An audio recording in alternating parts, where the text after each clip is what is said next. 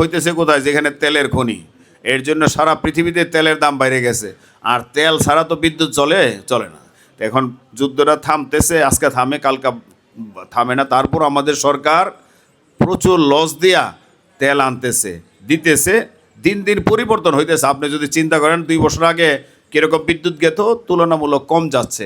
আর আপনি বললেন যে আপনার থেকে পয়সা বেশি নেয়, সেই জিনিসটা আপনি রিডিংটা এক কাজ করবেন, এই মাসে কত রিডিং গেল ছবি উঠে রাখবেন, পরের মাসে কত রিডিং যায় এগুলি দেখে রাখবেন।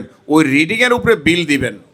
রিডিংয়ের উপরে যদি বেশি বিল হয়, ওই ছবিটা উঠাইয়া এই ইউনিসেফেরটা আনবেন, তাহলে উনি পল্লী বিদ্যুতের ডাকাইয়া, নাহলে আমারটায় আসবেন, নাহলে ওই যে আমাদের হায়দার সাহেব, ওই প্রতিটা ইউনিয়নের সভাপতি সেক্রেটারি আছে, একেও জানাইবেন। কোনো মতেই এই রিডিংয়ের বাহিরে বিল নিতে পারবো না। আর আপনি বিলটা তো দিতেছেন সরকার রে, ব্যাংকের মাধ্যমে, কারো পকেটে তো দেন না, হাতে হাতে দেন। তাহলে কোনো মতে অন্যায় কিছু করতে পারবো না। অনেক সময় হয়তো মিটার কাজ করতে না পারে বা কোনো ধরনের ভুল ভ্রান্তি হইতে পারে, সেই জন্যই আপনি সবসময় ছবি উঠে রাখবেন। ঠিক আছে? কিছুক্ষণের মধ্যে অফিসার আসবো, দেখি কি করা যায়। ওকে, আল্লাহ হাফিজ।